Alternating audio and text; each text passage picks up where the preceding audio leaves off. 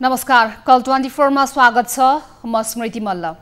देशभरका जनता तीव्र रूपमा फैलिरहेको कोरोना भाइरसको त्रासमा बस्न बाध्य छन्। त्यसमाथि मंगलबार मात्र स्वास्थ्य मन्त्रालयले एक विज्ञप्ति नै जारी गरेर नेपालमा कोरोना भाइरसको थप नयाँ म्युटेन्टहरू पुष्टि भएको बताएको छ। एक त नेपाली जनता अस्पतालमा देखिएको बेतिथि र चरम प्रशासनिक लापरवाहीको चपेटामा पनि छन्। त्यसमाथि स्वास्थ्य मन्त्रालय र एपिडेमियोलोजी तथा रोग नियन्त्रण महाशाखाले दिएको हाई अलर्टले सर्वसाधारणलाई अब बाँच्नै कठिन परिस्थिति बन्दै गएको भान भइरहेको छ। मन्त्रालयले अहिले संक्रमित रहेका मध्ये 35वटा परीक्षणको जिन सिक्वेन्सिङ गराउँदा 97% डबल र ट्रिपल म्युटेन्टका प्रकार पुष्टि भएको बतायो। रोग र शोकमा पिल्सिएका नागरिक एकातिर तडपिरहेका छन्, तर विडम्बना सरकार भने यति बेला डोनेसनमा आएका केही अक्सिजनका सिलिन्डर भित्र्याउनु र 2-4 स्थानमा केही संयमको व्यवस्थापन गर्नु नै आफ्नो ठूलो उपलब्धि ठानेर बसेको छ। काठमाडौँ लगायतका प्रमुख शहरमा नै यति बेला बिरामीले उचित स्वास्थ्य सुविधा नपाउँदा ज्यान गुमाइरहेका छन्। एकपटक सोचौं त दुर्गम जिल्लाहरूको अवस्था कस्तो भयावह होला। सामान्य उपचारका लागि समेत सदरमुकामसम्मै धाउनु पर्ने नियति बोकेका धेरै जिल्लाहरू छन्। आज हामीले कल 24 मा तिनै दुर्गममा कष्टकर जीवनयापन गरिरहेका कोरोनाको महामारीमा उनीहरू कसरी जुधिरहेका छन्। ज्वरो आउँदा एउटा सिटामोलसम्म खान नपाउने उनीहरूलाई कोरोना जस्तो महामारीमा कसरी सुरक्षित हुने ज्ञान छ त? कोही संक्रमित भइहाले भने कसले परामर्श दिने? त्यसमाथि अझ आपत नै परेमा भने अस्पताल पुर्याउने एम्बुलेन्स छ कि एम्बुलेन्स चल्ने बाटो नै छैन लगायतका विषयमा खोजी गर्नेछौँ।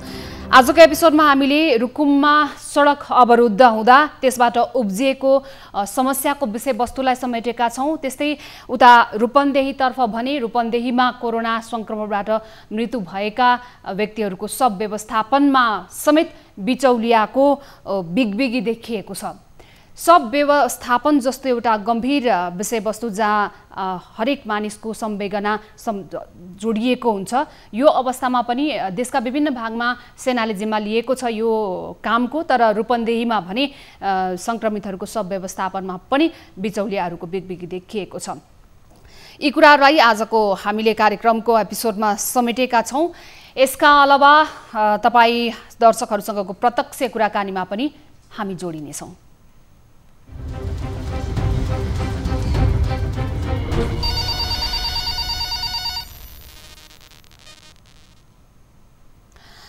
तपाईले हामीलाई सम्पर्क गर्नका लागि नम्बरहरू प्रस्तुत गर्छौँ। सबैभन्दा पहिले टोल फ्री नम्बर रहेको छ 1660 01 12 424। त्यस्तै एनसेलबाट तपाईँ हामीलाई सम्पर्क गर्न चाहनुहुन्छ भने एनसेल नम्बर रहेको छ 9801 57 24 24 र भाइबरमा पनि तपाईँले हामीलाई मेसेज गर्न सक्नुहुन्छ। प्रत्यक्ष सम्पर्कमा आउन सक्नुहुन्छ भाइबर मार्फत। भाइबरको नम्बर रहेको छ 9884 01 10 37 मा तपाईँले हामीलाई सम्पर्क गर्न सक्नुहुन्छ। कार्यक्रमको सुरुवात गरौँ। मुलुक कोरोना भाइरसको महामारीबाट आक्रान्त बनिरहेको छ। यस्तो विषम परिस्थितिमा जनताहरू भयभीत र त्रसित बनिरहेका छन्। यस्तो जटिल परिस्थितिमा स्थानीय सरकारले नागरिकहरूको स्वास्थ्यमा समस्या आउँदा अस्पतालसम्म पुग्ने सहज वातावरणको व्यवस्थापन गर्नुपर्दछ। तर रोल्पाको रुन्टीगढी गाउँपालिकाले नयाँ बाटो बनाउने भन्दै माथिबाट डोजर चलाएर 6 नम्बर वडामा रहेको प्राथमिक केन्द्रसम्म पुग्ने मोटर बाटो मात्रै होइन, पैदल यात्रा गर्ने गोरेटो बाटो समेत करिब 1 सातादेखि अवरुद्ध पारिदिएको छ।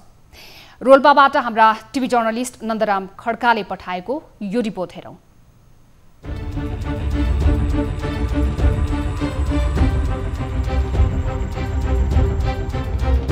रोल्पाको रुन्टीगढी गाउँपालिकाले प्राथमिक स्वास्थ्य केन्द्रसम्म पुग्ने मोटर बाटो मात्र होइन, गोरेटो बाटो समेत 5 दिनदेखि अवरुद्ध गरेको छ, जसका कारण अहिले स्वास्थ्यमा समस्या आउँदा चेकअपका लागि अस्पतालसम्म पुग्न बिरामीहरूले निकै शास्ति खेप्नु परेको छ।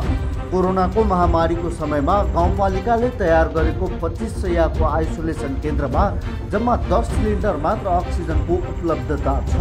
तर स्थानीय सरकार भने खेलकुद मैदान निर्माण गर्ने तथा पुरानो सडक भएको एकै ठाउँमा 3-3 पटक नयाँ सडक निर्माण गर्ने भन्दै डोजर चलाउन व्यस्त रहँदा अहिले सरेचौर स्थित रहेको प्राथमिक स्वास्थ्य केन्द्रसम्म पुग्ने पुरानो मोटर बाटो माथिबाट डोजरले जथाभावी ढुङ्गा माटो फाल्दा 5 दिनदेखि अवरुद्ध रहेको छ। बाहिरबाट मान्छेहरूले हामीलाई फोन गरेर सोध्छन्, अस्ति सिम्पानीबाट गाडी ल्याएर आउनुभएको थियो उहाँहरू, दुःख पाउनुभयो, अनि हस्पिटल जाने बाटो कहाँबाट छ दाइ भन्नुभयो। मैले यसरी गएर यो प्युठानी टोलदेखि पारीबाट यसरी जानुस् भनेर सिकाइदिएँ, बिचरा यसरी घुमेर दुःख पाएर जानुभयो। त्यसले गर्दा यो हस्पिटल जाने बाटो त रोक्नु भएन नि त। कोरोना महामारीसँग जुझ्न स्थानीय सरकारको लाजलाग्दो व्यवस्थापन देखेर त्रसित भएर बसेका स्थानीयहरू पछिल्लो समय स्वास्थ्य चौकीसम्म पुग्न मोटर बाटो र पैदल बाटो 5 दिनदेखि अवरुद्ध रहँदा समेत स्थानीय सरकार मौन रहेको छ। नयाँ सडक मर्मत गर्दा निम्तिने सम्भावित असरबारे स्थानीय सरकारले अस्पतालसम्म पुग्ने मोटर बाटो 24 घण्टा सुचारू गर्न अर्को डोजरको व्यवस्थापन गर्नुपर्ने स्थानीयहरूको माग रहेको छ। उता प्युठानी डेराबाट घुमेर आउँदाखेरि अलि लामो दूरी परेको हुँदा यो छोटो दूरीबाट पनि हामीले बाटो तत्काल माथिबाट नि खनिरहेछ, तल पनि एउटा डोजर अर्को लगाएर स्काभेटर जेसिबी लगाएर तल पनि त्यो बाटो चाहिँ राम्रो बनाउनु। पछिल्लो समय प्राथमिक स्वास्थ्य केन्द्र पुग्ने मोटर बाटो अवरुद्ध हुँदा स्वास्थ्य केन्द्रसम्म एम्बुलेन्स पुग्न नसक्ने भएपछि आकस्मिक सेवाका बिरामीहरूमा अझ बढी समस्या बढेको छ। मोटर बाटोको अवस्थामा सामान्य हुँदा 10 मिनटमै बिरामी अस्पताल पुर्याउन सकिने ठाउँमा अहिले बिरामी बोकेर घन्टौँ अरू बाटोबाट हिँडेर अस्पतालसम्म पुर्याउनु पर्ने स्थानीयहरूको पीडा रहेको छ। बिरामी पर्दाखेरि तपाईँको 5 मिनट लाग्ने बाटो तपाईँको हिँडेर जानुपर्ने अवस्था छ। त्यो पनि तपाईँको एम्बुलेन्सहरू पास हुन सक्दैन। तपाईँले देख्नु भएको छ बाटो सबै अवरुद्ध छ तलदेखि माथिसम्म, त्यस कारण अहिले हामी ढोकले बोक्नुपर्ने अवस्था देखिरहेछ। तर नागरिकको यस्तो शास्ति देख्दा देख्दै सोही नजिकै घर भएका गाउँपालिका अध्यक्ष बालाराम बुढा र रुन्टीगढी गाउँपालिका केवल मुखदर्शक मात्र बनिरहेका छन्।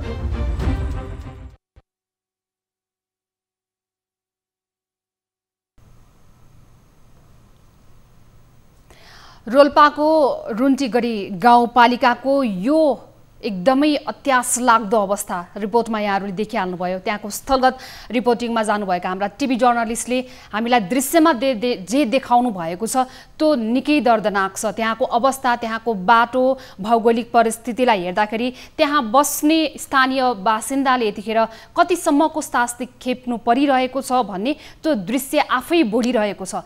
यस्तो बेलामा पनि यहाँनेरि देश सङ्घीयतामा गएको छ, हामीले सिंहदरबारलाई गाउँ गाउँमा पुर्यायौँ भनेका छौँ, दुर्गममा पनि हामीले त्यहाँका स्थानीय तहहरूलाई अधिकार दिएका छौँ। तर यो अवस्था भएको बेलामा पनि स्थानीय तहले भने यस्ता आफ्नै तहभित्र भएका समस्याहरूको समाधान खोज्न सकिरहेको छैन। यति लामो समय बितिसक्यो स्थानीय तहहरूले अधिकार प्राप्त गरेको, तर अझै पनि स्थानीय तहले आफ्नो स्थानको विकासको लागि, रणनीतिको लागि तदारुकताका साथ काम गर्न नसकिरहँदाखेरि त्यहाँका आम सर्वसाधारण आम मानिसले अनाहकमै ज्यान गुमाउनु पर्ने अवस्था बनिरहेको छ। त्यसमाथि पनि अहिलेको जुन अवस्थाबाट हरेक नेपाली यतिखेर गुज्रिरहेका छौँ, एक त कोरोनाको महामारी छ जसले विश्वलाई नै चपेटामा पारेको छ। कोरोनाको महामारी मध्येमा पनि यतिखेर विश्वको दोस्रो नम्बरमा हाम्रो देश नेपाल यतिखेर परेको छ। दोस्रो नम्बरमा सबैभन्दा धेरै मात्रामा यो कोरोनाको चपेटामा पर्ने देशमा नेपाल छ। यो अवस्थामा हिजो मात्रै पुष्टि भए अनुसार अझै नेपालमा भयावह स्थिति बन्न सक्ने छ। केही समय अगाडिको मात्रै केही रिपोर्टहरूलाई हेर्ने हो, केही जिल्लाको, त्यो पनि विशेष गरी सहरी क्षेत्रका रिपोर्टहरूलाई हेर्ने हो भने 2-4 दिन यो कोरोनाको महामारी अब घट्ने हो कि भन्ने प्रतीत हुँदै गइरहँदाखेरि पछिल्लो 2 दिनमा भने फेरि यसको यो खाका वात्तै बढेको छ।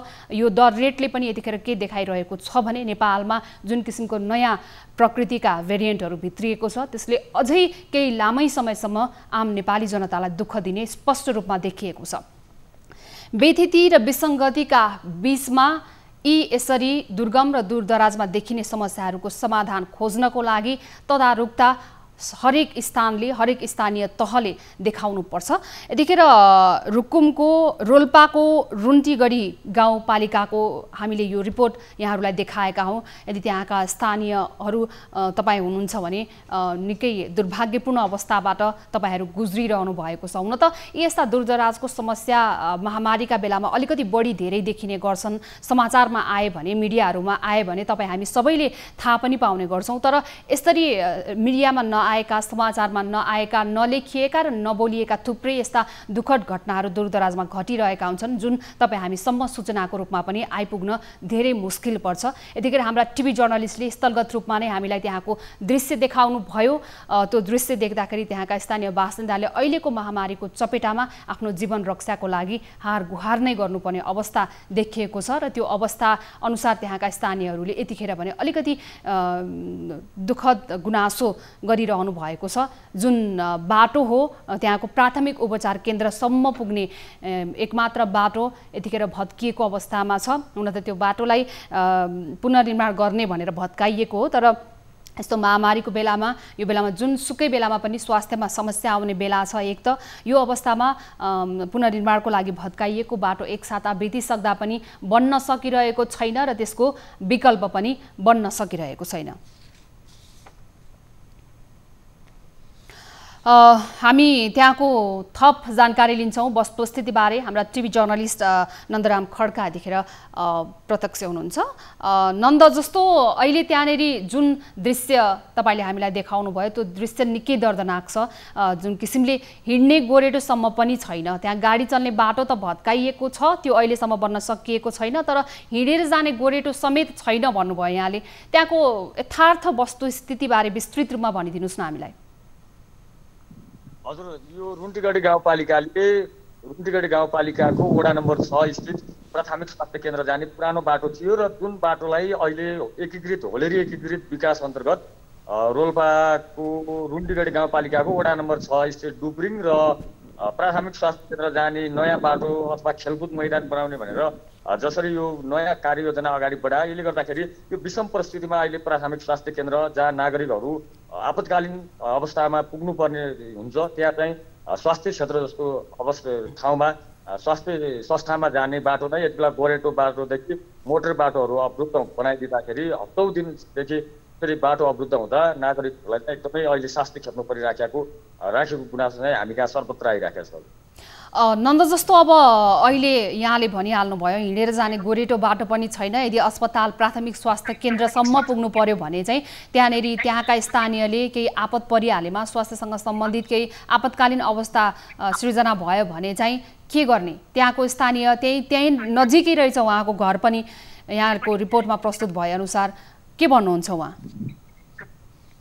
यस विषयमा चाहिँ अब खोल्छौँ, यो बाटोलाई चाहिँ सुचारू गर्छौँ भन्नुभएको छ। अहिले पनि त्यो ठाउँमा डोजरहरू चलिराखेको अवस्था छ। सामान्य अवस्थामा समेत स्वास्थ्य संस्थामा जाने बाटो अथवा हरेक किसिमले चाहिँ स्वास्थ्य संस्थासम्म पुग्न नागरिकलाई सहजता प्रदान गर्नुपर्ने दायित्व स्थानीय सरकारको हुन्छ, सम्बन्धित निकायहरूको। तर अहिले बाटो अवरुद्ध हुँदै गर्दाखेरि पनि रुन्टीगढी गाउँपालिकाका अध्यक्षजीको घर पनि त्यही नजिकै छ। त्यहाँ जहाँ अहिले बाटो खनिँदैछ त्यही नजिकै छ। यद्यपि उहाँहरूले चाहिँ यसलाई चाहिँ बाटो बनाउँछौँ भन्दै आश्वासनमा मात्रै सीमित बनिरहेको अवस्था छ। अहिलेसम्म नागरिकहरू होलेरी बजारकै कुरा गर्ने हो भने सामान्यतया यो बाटो अवरुद्ध नहुँदाखेरि 5 मिनट 10 मिनटको दूरी हो प्राथमिक स्वास्थ्य केन्द्र। अहिले प्युठानी डेरा टोल त्यसै गरी सरेसर गाउँदेखि घुमेर बिरामीहरू गाडीबाट लग्ने अवस्था पनि छैन, एम्बुलेन्ससम्म जाने अवस्था पनि छैन। बोकेर लग्दाखेरि आधी घन्टाभन्दा बढीको समय खर्चेर चाहिँ प्राथमिक स्वास्थ्य केन्द्रसम्म पुग्नुपर्ने जटिल अवस्था यति बेला विद्यमान रहेको छ। जुन अब त्यो बनाइरहेको बाटो छ, पुनर्निर्माणको क्रममा रहेको जुन बाटो छ, विशेष गरी त्यहाँ खेल मैदान बन्ने भन्ने योजना अनुसार बाटो भत्काइएको र त्यो बनाउन लागि रहेछ। अहिलेसम्मको त्यहाँको त्यो कामको प्रगतिलाई हेर्दा चाहिँ अझै पनि कति जति समय लाग्ने छ, अथवा अब यो विषम परिस्थितिमा चाहिँ काम हामीले छिटो सकाउनु पर्छ भनेर त्यहाँ द्रुत गतिमा काम गर्ने त्यस किसिमको व्यवस्था केही भएको छ कि छैन? कति जति समय लाग्छ यहाँले हेर्दाखेरि बुझ्दा? सामान्यतया त अहिले माथिबाट जुन प्राथमिक स्वास्थ्य केन्द्र जाने पुरानो बाटो हो त्यसको बाटोबाट माथिबाट नयाँ बाटो उत्खनन गर्दाखेरि निर्माण गर्न खोज्दाखेरि यो समस्या निम्तिएको हो। खास गरी माथिबाट अर्को मेसिन तलबाट पनि माथिबाट एउटा डोजरले काम गर्दाखेरि तलबाट पनि बेला बेला चाहिँ अर्को मेसिन राखेर अर्को डोजर राखेर खुलाउन सम्बन्धित निकायले स्थानीय सरकारले पहल गर्नु पर्दथ्यो नागरिकको सहजताका लागि स्वास्थ्य केन्द्रसम्म पुग्ने। यसो नगर्दा यो चाहिँ गैर जिम्मेवारीपन र लापरवाहीले गर्दा यति बेला नागरिकहरूले समस्या झेल्नु परिरहेको अवस्था छ र स्थानीय सरकारको यस्तो गैर जिम्मेवारीपनले हो भने यति बेला पनि त्यो स्थलमा डोजर दिनरात चलिरहेको अवस्था छ र स्थानीय सरकारले जिम्मेवारी ल्याइदिने हो भने आजबाट पनि बाटो सुचारू हुन सक्छ। यद्यपि स्थानीय सरकारले बाटो खोल्नु प्राथमिक स्वास्थ्य केन्द्रसम्म पुग्ने बाटो खोल्नमा कुनै चासो देखाएको छैन र चासो देखाएको खण्डमा यथाशीघ्र यो बाटो सञ्चालनमा ल्याउन सकिन्छ। 2-4 घण्टाको बढीमा काम हो।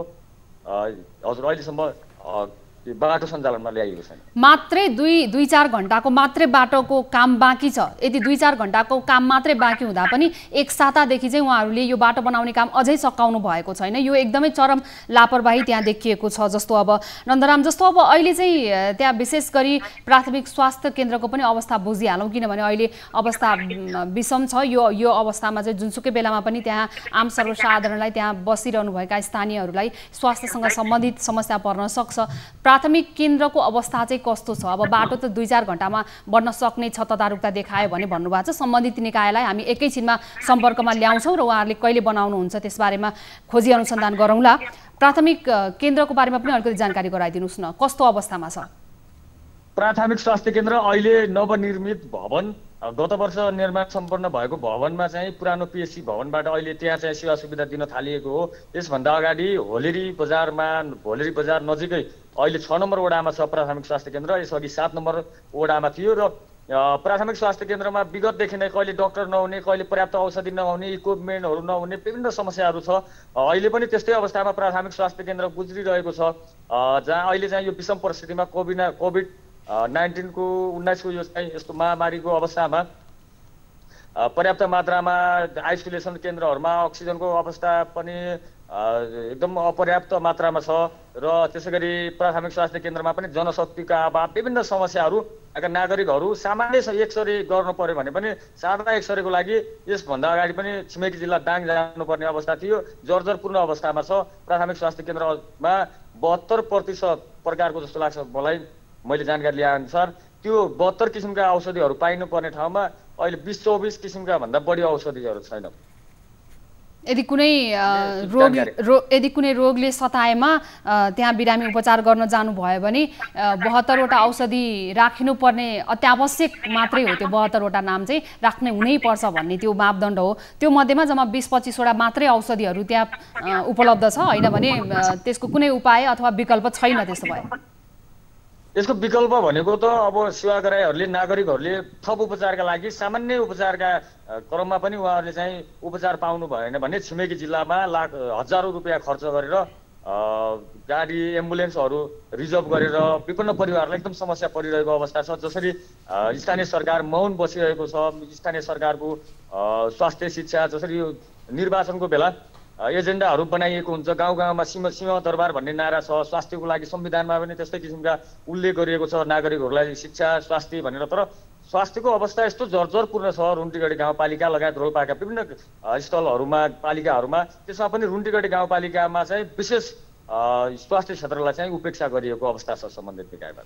त्यहाँ चाहिँ विशेष गरी कोभिड व्यवस्थापन सङ्कट केन्द्र लगायतले जिल्ला तहमा पनि अन्य जिल्लामा तदारुकता देखाएको छ र व्यवस्थापनमा जुटिरहेको अवस्था छ। अब रुन्टीगढीमा चाहिँ अलिकति स्थानीय तहमा नै समस्या भएको देखियो। त्यहाँको स्थानीय तह, गाउँपालिका, वडा कार्यालय लगायतले चाहिँ अलिकति सक्रिय भएर काम नगर्ने गरेको जस्तो देखियो अहिलेसम्मको। यहाँकै मात्रै यो रिपोर्टलाई हेर्ने, आधार मान्ने र त्यहाँ भएको वस्तुस्थितिबारे बुझ्ने हो भने अब यसो हुँदाखेरि अहिले बनिरहेको जुन अवस्था छ कोभिड-19 को महामारीको अवस्था, यसबारेमा चाहिँ उहाँहरूले थप केही गृह कार्य गर्नुभएको छ छैन, अथवा त्यहाँ भएका स्थानीयलाई यसबारेमा बुझाउनु भएको छ कि छैन? जुन कुनै बेला पनि यस किसिमको अवस्था आउन सक्छ है भन्ने किसिमको चेतना स्थानीयमा छ छैन? के छ कोभिड-19 को यो महामारीको अवस्थाको बारेमा चाहिँ? स्थानीयमा एक खालको चेतना त छ, कोभिड-19बाट जोगिनुपर्छ, हामी चाहिँ सुरक्षित हुनुपर्छ भन्ने खालको चेतना त छ नै। तर अहिले रोल्पाका रुन्टीगढी गाउँपालिकाकै सेरोफेरोमा कुरा गर्ने हो भने गाउँ गाउँमा कोभिड जस्तै लक्षण देखिएर अधिकांश चाहिँ बिरामी हुनुभएको छ। यद्यपि उहाँहरू चाहिँ स्वास्थ्य केन्द्रसम्म आएर त्यस्तो परिस्थितिमा पनि स्वास्थ्य केन्द्रसम्म आउने हिम्मत गर्नु भएको छैन, किनभने कोरोना पोजिटिभ भयो भने उपयुक्त उपचार नपाइने हो कि भनेर त्यस्तो चाहिँ अति चाहिँ डराएर उहाँहरू चाहिँ त्रसित बनेर गाउँ गाउँमा यति बेला चाहिँ बसिरहेको अवस्था छ र स्थानीय सरकारले अहिले खेलकुद मैदान कार्यक्रम स्थल र बाटोहरू भनेर एउटै ठाउँमा 2-3 पटक बाटो खनिरहेको अवस्था छ। यति बेला रात बिरातमा चाहिँ यही नै मौका हो कि हाम्रो उपयुक्त डोजर चलाउनलाई भने जसरी चाहिँ काम गरिरहेको अवस्था छ। जसरी प्राथमिक स्वास्थ्य केन्द्रहरूमा र आइसोलेसन केन्द्रहरूमा अक्सिजनको मात्रा पर्याप्त रूपमा चाहिँ उपलब्ध गराउनु पर्दथ्यो, त्यो छैन र नागरिकहरू समेत स्थानीय सरकारको गैर जिम्मेवारी र यो लाचारीपन देखेर सामान्य लक्षण देखिएका नागरिकहरू प्राथमिक स्वास्थ्य केन्द्रसम्म अथवा स्वास्थ्य चौकीसम्म आउन सकिरहेको अवस्था छैन। उहाँहरू भयभीत नै हुनुहुन्छ। कोरोनासँग मिल्दोजुल्दो लक्षण देखिए तापनि उहाँहरू स्वास्थ्य चौकीसम्म जान डराउनु भएको छ, किनकि त्यो किसिमको कन्फिडेन्स उहाँहरूलाई त्यहाँको गाउँपालिकाले दिएको छैन अहिलेसम्म। जस्तो अब यो विषयमा म तपाईँलाई अलिकति जल्दो अहिलेको ज्वलन्त उदाहरण पनि दिउँ। एकजना कोभिड प्राथमिक स्वास्थ्य केन्द्रको पुरानो भवनमा अहिले आइसोलेसन केन्द्र तयार गरिएको छ र त्यहाँ चाहिँ हाल बिरामीहरू पनि बस्नु भएको छैन र योभन्दा 2 दिन अगाडि यहाँ कोभिड भाइरस परीक्षण गर्दाखेरि यहीँका एकजना वयस्क युवा व्यक्तिमा कोरोनाको सङ्क्रमण देखियो र उहाँको घर परिवारले आइसोलेसन केन्द्रसम्म बस्न दिएको अवस्था नै रहेन। उहाँहरूले आफै घर लगेर जानु पर्यो। स्थानीय सरकारले व्यवस्थापनमा कन्जुसाई अथवा व्यवस्थापनमा जसरी गैर जिम्मेवारीपन देखाइराखेको छ, पर्याप्त अक्सिजन छैन, अन्य इक्विपमेन्टहरू छैन, यसकारण उहाँहरूले चाहिँ यहाँका स्थानीय एकजनाले चाहिँ घर बसालेर यति बेला लग्नु भएको छ। यसले चाहिँ समुदाय स्तरमा पनि सङ्क्रमणको जोखिम बढायो। सँगसँगै उहाँ पेसेन्ट जो हुनुहुन्छ कोरोनाको सङ्क्रमित कोरोनाबाट उहाँलाईसम्म स्वास्थ्यलाई चाहिँ यसले चाहिँ समस्या हुने खालको चाहिँ देखियो, वातावरण देखियो र यसमा चाहिँ स्थानीय सरकार चाहिँ मौन बसिरहेको अवस्था छ। जस्तो अब छिमेकमै त्यहाँनेरि गाउँपालिकाका अध्यक्ष छिमेकमै हुनुहुन्छ, सोही गाउँमा नै एकजना युवामा सङ्क्रमण पोजिटिभ देखिए तापनि उहाँले चाहिँ आइसोलेसनसम्म जाने आँट गर्न सक्नु भएन। त्यो विश्वास चाहिँ अध्यक्षले अहिलेसम्म कमाउन सक्नु भएको छैन। जस्तो अब नन्दराम यारसँग कुरा गरिरहँदाखेरि यहाँले हामीलाई सम्पर्क गर्नको लागि दिनुभएका त्यहाँका अध्यक्षसँग हामीले सम्पर्क पनि गरेका थियौँ, तर उहाँले चाहिँ आफू एउटा अत्यावश्यक मिटिङमा रहेको भनेर हामीसँग सम्पर्कमा आउन चाहनु भएको छैन। अब यसो हुँदाखेरि जस्तो अब त्यहाँ विशेष गरी त्यहाँको स्थानीय स्तरमा पनि अब कतिपय बेलामा यो महामारीको बेलामा के पनि हुन्छ भने हामीले अरू जिल्लाहरूबाट पनि अलिकति केही सिक्नुपर्ने हुन्छ। स्थानीय स्तरमा पनि स्थानीय तहमा यदि त्यहाँको सम्बन्धित प्रशासनले केही गरेको छैन भने स्थानीयहरू आफै जागरुक पनि भइरहनु भएको छ। कतिपय स्थानहरूमा स्वतस्फूर्त रूपमा युवाहरू एकजुट हुनु भएको छ। जस्तो अब त्यहाँनेरि चाहिँ त्यस किसिममा कसैले सहयोग गरिरहनु भएको छ छैन अथवा के छ?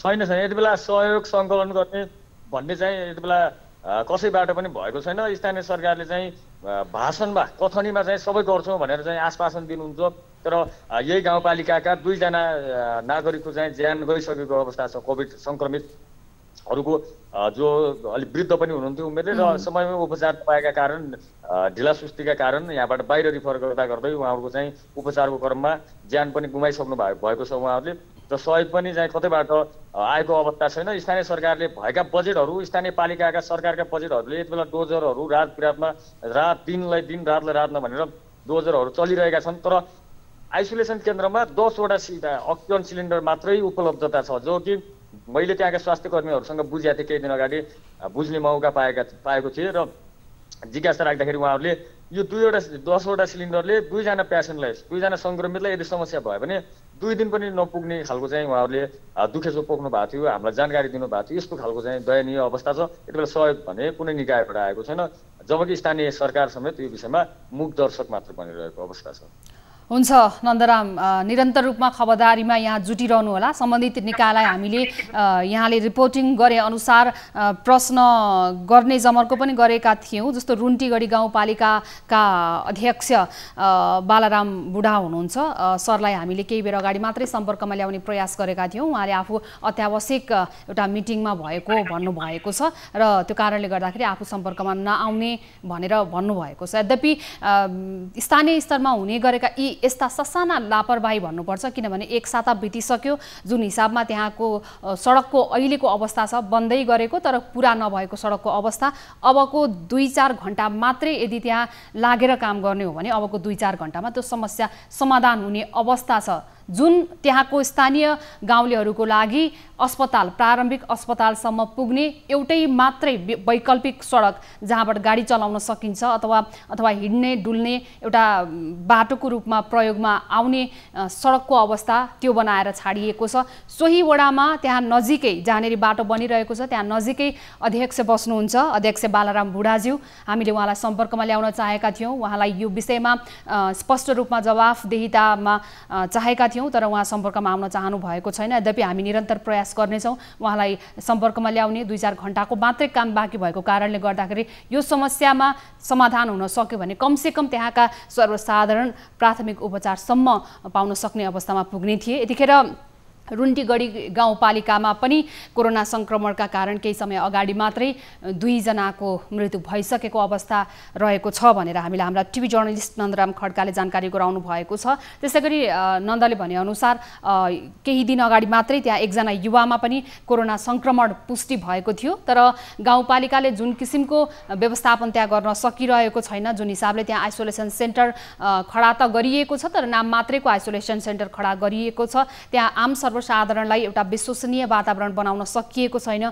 त्यो कारणले गर्दाखेरि संक्रमित युवाको परिवारले समेत बाध्य भएर युवालाई आइसोलेसन सेन्टरमा पठाउनु भन्दा आफ्नै घरमा लिएर जानु ठिक हुने भनेर युवालाई आफ्नो घरमा लिएर राख्नु भएको छ। एक त दुर्गम स्थान छ, प्राथमिक स्वास्थ्य केन्द्रसम्म पुग्ने बाटो बन्द भएको छ, गोरेटो पनि बन्द भएको छ, विकल्पहरू केही पनि नभएको यो अवस्थामा यस किसिमको चरम मात्रामा शास्ति खेपेर त्यहाँका स्थानीयले जीवनयापन गरिरहनु पर्ने बेला यो अवस्था सृजना भएको छ।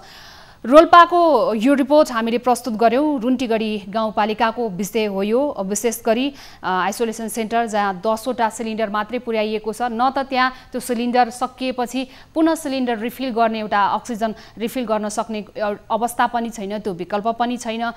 10 वटा सिलिन्डरले यदि 2 जना मात्रै बिरामी आइसोलेसनमा गएर बस्नुभयो भने उहाँहरूको लागि यदि गम्भीर अवस्था सृजना भयो भने 2 दिनमा त्यो 10 वटा सिलिन्डर सकिनेछ र बाँकी त्यसको विकल्प केही पनि छैन। हामी भनिरहेका छौं संघीय तहमा हामीले शक्ति पुर्याएका छौं, त्यहाँका स्थानीय तहलाई केन्द्रले बारम्बार निर्देशन पनि दिइरहेको छ। स्थानीय तहमा आफ्ना भएका समस्याहरू सकेसम्म स्थानीय तह यतिखेर तदारुकताका साथ लागोस्, समस्या व्यवस्थापनतर्फ लागोस् भनेर केन्द्रले निर्देशन दिएको बावजुद पनि स्थानीय तहले भने यस किसिमको चरम लापरवाही गरिरहेको छ। हामीले कार्यक्रम कल 24 मा विशेष गरी स्थानीय तहमा देखिने गरेका यी यस्ता विसङ्गति, भ्रष्टाचार लगायतका व्यथितिहरूलाई समेट्ने गरेका छौं। यो रोल्पाको रुन्टीगढी गाउँपालिकाको रिपोर्टपछि अब हामी दोस्रो रिपोर्टतर्फ लाग्छौं। विशेष गरी कोरोना संक्रमितको मृत्यु भएमा नेपाली सेनाले सब व्यवस्थापन गर्दै आएको छ। यदि मृतकका आफन्तले आफै सब व्यवस्थापन गर्छौं भनेमा स्वास्थ्य सुरक्षाका मापदण्ड अपनाएर गर्न दिने पनि गरिएको छ। तर रूपन्देहीमा भने संक्रमितहरूको सब व्यवस्थापनमा बिचौलिया हाबी हुन थालेका छन् र भैरहवाका एक मृतकका परिवारबाट ती बिचौलियाले 40,000 रुपैयाँ लिएर सब व्यवस्थापन गरेको तथ्य खुलेको छ। रूपन्देहीबाट हाम्रा टिभी जर्नलिस्ट प्रकाश नेउपानेले पठाएको यो रिपोर्ट हेरौं।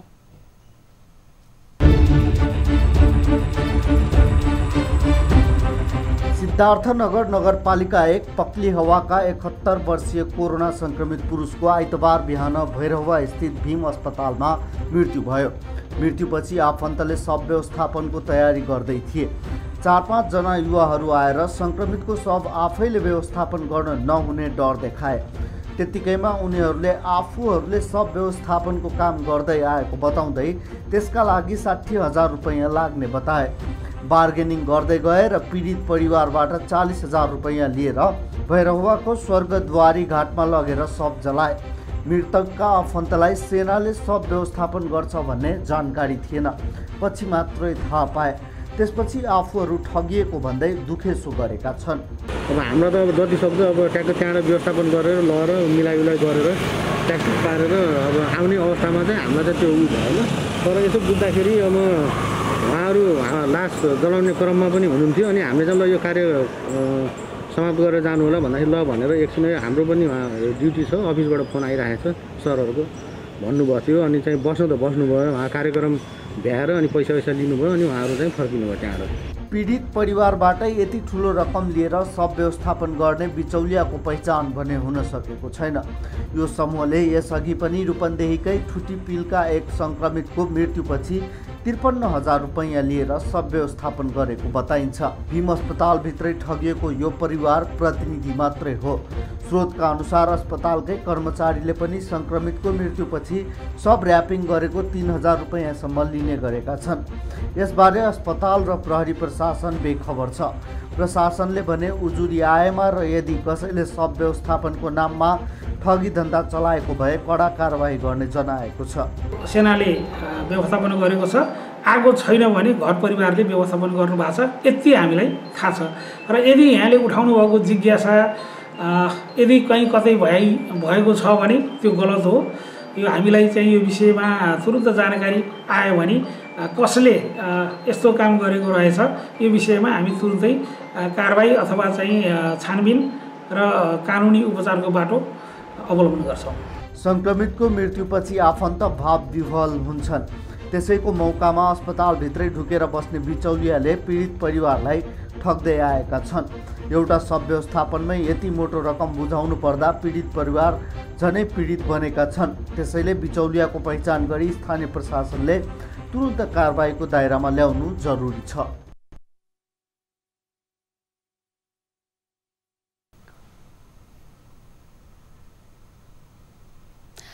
विपदको बेलामा सबै एकजुट हुनुपर्छ, धैर्य र संयम अपनाउनुपर्छ र एकले अर्कालाई हातमा हौसला दिनुपर्छ, होस्टेमा हैस्टे दिनुपर्छ। त्यो भयो भने मात्रै विपदको सामना गर्न अलिकति सहज वातावरण बनाउन सकिन्छ भनिन्छ। तर यो अवस्थामा पनि विभिन्न स्थानमा भने यस किसिमको व्यथितिहरू देखिएको छ। रूपन्देही को एउटा बिचौलियाको समूह जुन अहिलेसम्म पत्ता लाग्न नसकेको भनिएको छ, त्यो बिचौलियाको समूहले कोरोना सङ्क्रमणबाट मृत्यु भएका सङ्क्रमितको शव व्यवस्थापन गर्नको लागि एउटा परिवारसँग 40,000 रुपैयाँ लिएको छ र 40,000 रुपैयाँको माग गरेर मात्रै शवको व्यवस्थापन गरेको छ। यतिखेर सरकारले गरिदिएको निर्देशन अनुसार भने कोरोना सङ्क्रमणबाट मृत्यु भएका सङ्क्रमितहरूको शव व्यवस्थापनमा नेपाली सेना लामो समयदेखि खटिरहेको छ। अहिले मात्रै होइन, गत वर्ष पनि नेपाली सेनाले निकै धेरै समय दिएर निकै खटिएर नेपाली सेनाले यसरी सङ्क्रमित भएर ज्यान गुमाउनेहरूको शव व्यवस्थापनमा जुटिरहेको छ। यो अवस्थामा पनि यो वातावरण हुँदाहुँदै पनि एउटा बिचौलिया समूहले एउटा परिवारबाट मोटो रकम असुल्ने, त्यो पनि शव व्यवस्थापनकै लागि भनेर यस किसिमको हिम्मत गरिरहेको छ। प्रशासन यसबारेमा अनभिज्ञ छ, अस्पताल प्रशासन पनि अनभिज्ञ छ, त्यहाँको स्थानीय तह पनि अनभिज्ञ छ। उहाँहरूको स्पष्ट रूपमा जवाफ आउन सकिरहेको छैन। त्यहाँ भएको यो जुन घटना हो, यो घटनाक्रमबारे अझै विस्तृत रूपमा हामी जानकारी लिन्छौँ। त्यसको लागि हाम्रा टिभी जर्नलिस्ट प्रकाश नेउपानेदेखि जोडिनु भएको छ। प्रकाश, जस्तो जुन हो यो भैरवाको एक मृतक परिवारको तर्फबाट 40,000 रुपैयाँ लिएको छ शव व्यवस्थापनको लागि भनेर उहाँहरू आउनु भएपछि मात्रै बिचौलियाहरू पनि रहेछन् है शव व्यवस्थापनमा, जसले चाहिँ मोटो रकम वसुलिरहेका छन् पीडित परिवारबाट भन्ने यो समाचार प्रकाशमा आएको छ। जस्तो अब अहिले प्रकाश, अब यस विषयमा अलिकति हामीलाई विस्तृत जानकारी गराइदिनुहोस्। त्यो समूह खास अब खोजी भए पनि पत्ता लागेको छैन भनेको छ, के हो, कहाँबाट कसरी आयो र यो अवस्था कसरी बनिरहेको छ? पक्कै पनि भैरवाको भीम अस्पतालमा मृतकको आइतबार मृत्यु भयो। उहाँको मृत्युपछि आफन्तहरूले शव व्यवस्थापनको लागि भनेर आउनुभएको थियो। नेपाल सरकारले पनि आफ्नो आफन्तले शव व्यवस्थापन गर्छु भनेपछि 25 जनासम्मले शव व्यवस्थापन गर्न पाउने, त्यहाँभन्दा बढी नभएर भन्ने व्यवस्था गरेको छ। सँगसँगै आफन्तले नगरेमा नेपाली सेनाले गर्ने भनेको छ। तर उहाँहरू शव व्यवस्थापनको लागि भनेर आउनुभएको थियो आफन्तको मृत्युपछि। त्यसमा बिचुलियाहरूले त्यहाँ अस्पतालमा गएर बस्ने अनि कसको मृत्यु हुन्छ त्यसपछि हामीले त्यो व्यवस्थापन गर्छौँ भनेर आफन्तहरूलाई फकाइफुल्लाई गर्ने, डर देखाउने र त्यो गर्ने भन्ने कुरा पहिलेदेखि सुनिएको थियो। कि अस्ति आइतबार पनि त्यो घटना दोहोरिएको छ। हजुर, जस्तो अब यो किसिमले अहिले त्यहाँनेरि बिचौलिया समूह भनिएको छ, यो समूहले अस्पतालको प्राङ्गणमै गएर मृत्यु हुनेहरू कुरेर बस्ने गरेको छ अथवा के हो यो? उहाँहरूले चाहिँ एउटा सङ्क्रमितले ज्यान गुमाइसकेपछि त्यो परिवारलाई भेट्ने यो सेटिङ सबै लगायतका कामहरू कसरी गर्नुहुँदो रहेछ? जस्तो अहिलेसम्म खोजी गरिएको छ भनिएको छ, तर जो परिवारले यहाँलाई भन्नुभयो नि घटनाक्रम, त्यो अनुसार चाहिँ उहाँहरूले यो सेटिङ चाहिँ कसरी गर्नुहुँदो रहेछ? आफन्तको मृत्युपछि उहाँहरूले सब व्यवस्थापनको लागि तयारी गर्दै हुनुहुन्थ्यो। 4-5 जनाको समूह गइसकेपछि उहाँहरूले तपाईँहरूले सब व्यवस्थापन गर्ने होइन, यो सङ्क्रमणको डर हुन्छ आफू गर्ने होइन, हामीले यो विषयमा काम गर्दै आएका छौँ भनेर उहाँहरूले 60,000बाट बार्गेनिङ गर्नुभयो। बार्गेनिङ गरिसकेपछि उहाँहरूले 40,000मा कुरा मिलाएर गएर उहाँको सब व्यवस्थापन गर्नुभयो। जस्तो कि केही समय अघिदेखि पनि केही हल्लाहरू थिए, सबभन्दा अगाडि पनि रूपन्देही ठुटीबी ओमसिदिया गाउँपालिकाका एकजना मृतकको शव पनि 60,000 रुपियाँमा 53,000 रुपियाँमा व्यवस्थापन गरेको भन्ने कुरा सुनिएको थियो। यस विषयमा के रहेछ भन्दा हामीले पनि बुझिरहेका थियौँ। त्यसको क्रममा हामी अस्पतालमा पुग्दा एकजनाको शव चाहिँ 40,000मा बार्गेनिङ गरेर व्यवस्थापन भइसक्यो भनेर हामी अलिकति ढिला सूचना पाएर गयौँ। जाँदाखेरि व्यवस्थापन भइसक्यो भन्ने कुरा सुनेपछि हामीले को रहेछ उहाँ परिवार भन्दै खोज्दै जाँदा उहाँ सिद्धार्थनगर नगरपालिका वार्ड नम्बर 1 को हुनुहुँदो रहेछ। उहाँको सालासँग हाम्रो सम्पर्क भयो र मृतकको सालाले हामीले नेपाली सेनाले गर्छ भन्ने पनि थाहा थिएन, तर उहाँ जुन बिचुलियाहरू थिए उहाँहरूले हाम्रा तपाईँहरूले गरेपछि सङ्क्रमणको जोखिम हुन्छ, हामीले व्यवस्थापन गर्दै आएका छौँ विगतदेखि भनेर हामीलाई ठोकाइ खुल्लाइ गरेर गर्नुभयो। लास्टमा नेपाली सेनाले गर्दो रहेछ, हामीले गर्न नसके भन्ने हामीलाई पछि मात्रै जानकारी भयो। त्यो हामी 3 मान्छेहरूलाई हामीले चिना पनि चिन्दैनौँ, मास्क लगाएको थियो। उहाँहरूलाई हामी कस्तो किसिमको हुनुहुन्छ भन्ने पहिचान गर्न पनि सक्दैनौँ। हामीले पैसा ऋण खोजेर यताउति गरेर पैसा दियौँ, तर पनि हामीले त्यो उहाँको को हुनुहुन्छ भन्ने पहिचान गर्न सकेनौँ। त्यस्ता बिचुलियाहरू अस्पतालमा आएर बस्ने, कुन सङ्क्रमितको मृत्यु हुन्छ र कसको परिवारलाई ठग्न पाइन्छ भनेर त्यस्तो गर्ने सङ्क्रमितको के अरे बिचुलियाहरूको पहिचान भएर कारबाही गर्नुपर्छ भन्ने उहाँहरूको माग छ।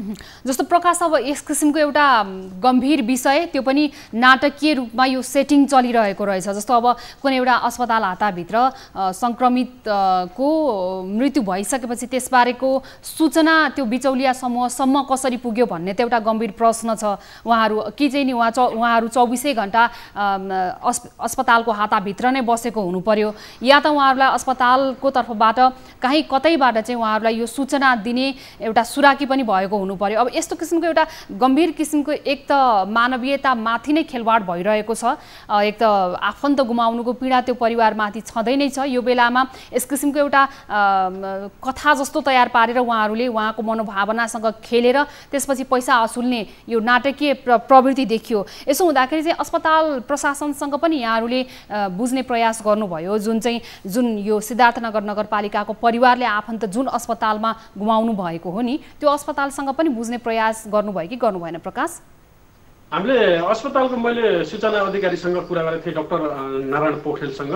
उहाँले चाहिँ खै यस विषयमा हामीलाई जानकारी भएन, हामीले यो कसैको डेथ भइसक्यो भने हामीले प्रशासनलाई जानकारी गराउँछौँ, अनि प्रशासनको समन्वयमा नेपाली सेनाले सब व्यवस्थापन गर्दै आएको छ। कतिपय परिवारले आफै गर्छौँ भन्नुभयो भने प्रशासनको समन्वयमा उहाँहरूले 25 जनाभन्दा बढी मलामी नगइकन सब व्यवस्थापन गर्दै आउनुभएको छ। तर यस विषयमा हामीले बुझ्छौँ, कुरा गर्छौँ, खास के हो भन्ने कुरा चाहिँ सूचना अधिकृतले गर्नुभएको छ। जहाँसम्म लाग्छ मैले बुझेको र उहाँ पीडित जसले 40,000 रुपियाँ बुझाउनु भएको छ, उहाँ परिवारको कुरा सुन्दाखेरि बिचुलियाहरू विशेष गरी बिहानको समयमा र साँझ पखरको समयमा बढी त्यहाँ अस्पताल परिसरमा आउने बस्ने गर्ने गरेको बुझिएको छ। यस विषयमा मैले प्रमुख जिल्ला अधिकारीज्यूलाई पनि जानकारी गराएको थिएँ, सहायक प्रमुख जिल्ला अधिकारीज्यूलाई पनि जानकारी गराएको थिएँ। उहाँले यस विषयमा म बुझ्छु होइन, सत्य तथ्य के रहेछ भन्ने कुरा गर्नुभएको थियो। सम्भवतः प्रशासनले पनि यस विषयमा केही बुझ्ने कोसिस गर्ला, नभए यो समाचारपछि पनि उहाँहरूले बुझ्ने कोसिस गर्नु होला।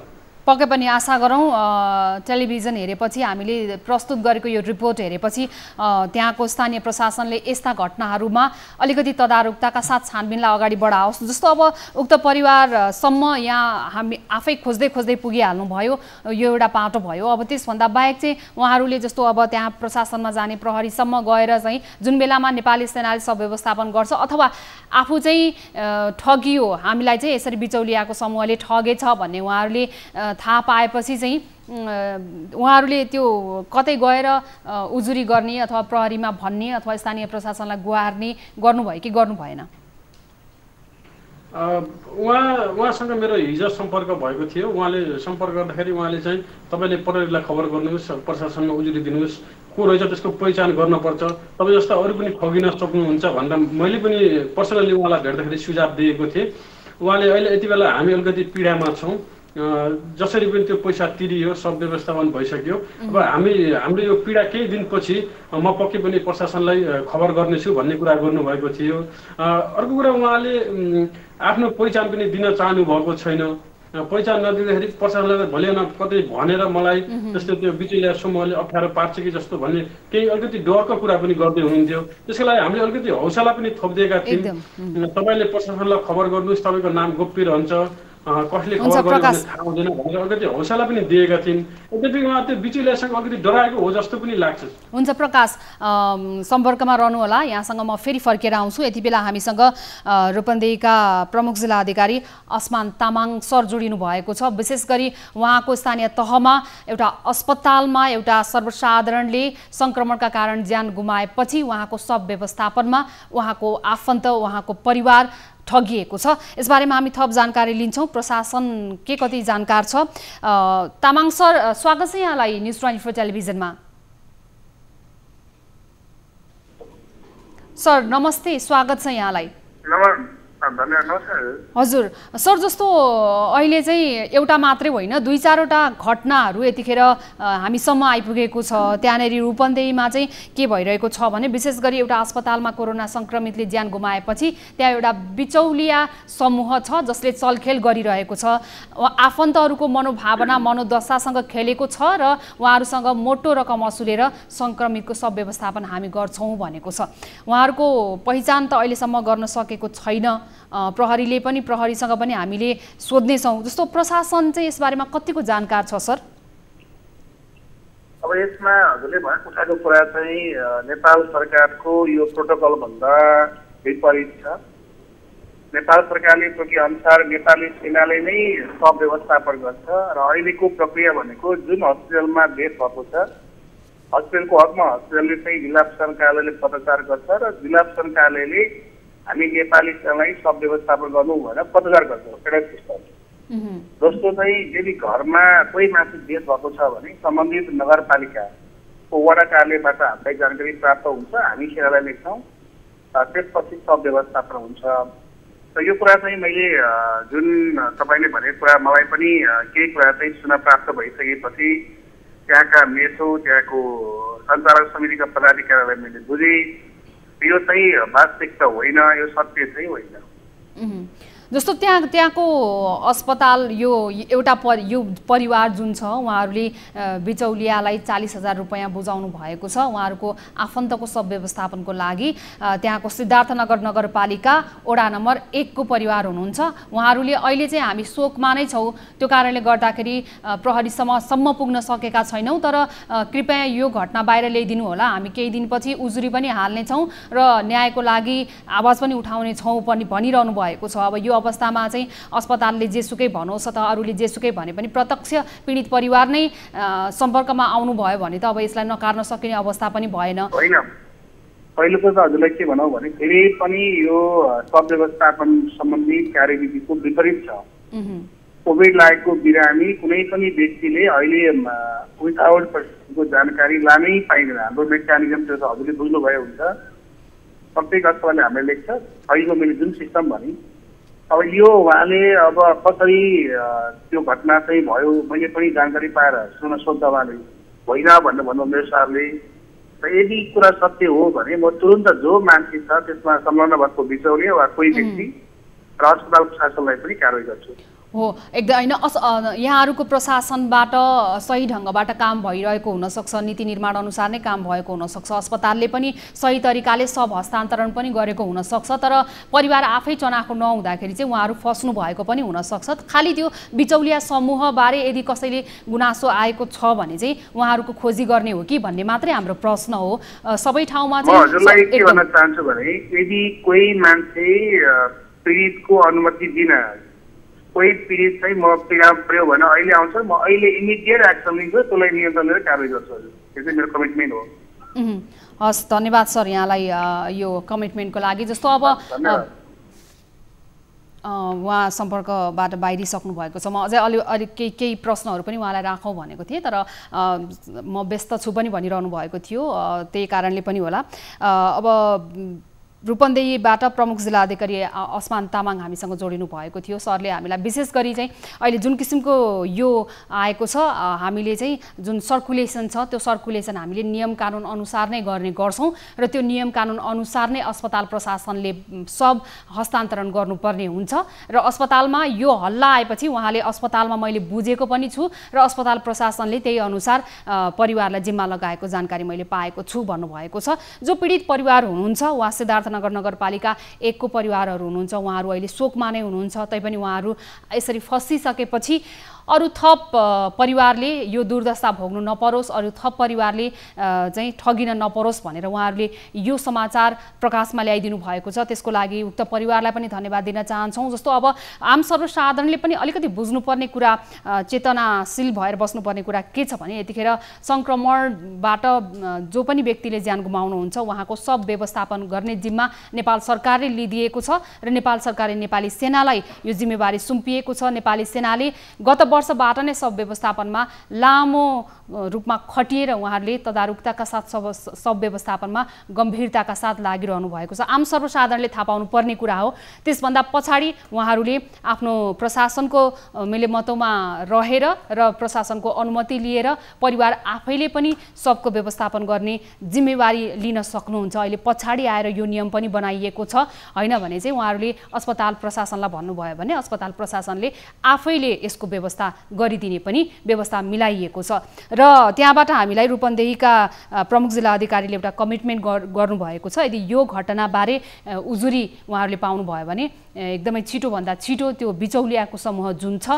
जसले सब व्यवस्थापनमा 40,000 55,000 ठगी गरिरहेको छ त्यसलाई कारबाहीको दायरामा कठघरामा हामी ल्याउँछौं भनेर कमिटमेन्ट गरिदिनु भएको छ हस्त आजको लागि कार्यक्रम कल 24 को समय सकिएको छ तपाईको छरछिमेकमा स्थानीय स्तरमा भएका विसंगति व्यथितिहरूको बारेमा तपाई हामीलाई रिपोर्ट गर्न सक्नुहुन्छ समस्याहरू छन् गुनासाहरू छन् भने हामीलाई टिपाउन सक्नुहुन्छ त्यसको लागि हामीलाई सम्पर्कको लागि टोल फ्री नम्बर रहेको छ 1660 01 12424 एनसेल नम्बर तपाई प्रयोग गर्नुहुन्छ भने 9801 572424 र भाइबर मार्फत पनि तपाई हामीलाई सम्पर्क गर्न सक्नुहुन्छ 9884 01 1037 यो सँगै कार्यक्रमको समय सकिएको छ न्यूज 24 टेलिभिजन हेर्दै रहनुहोला नमस्ते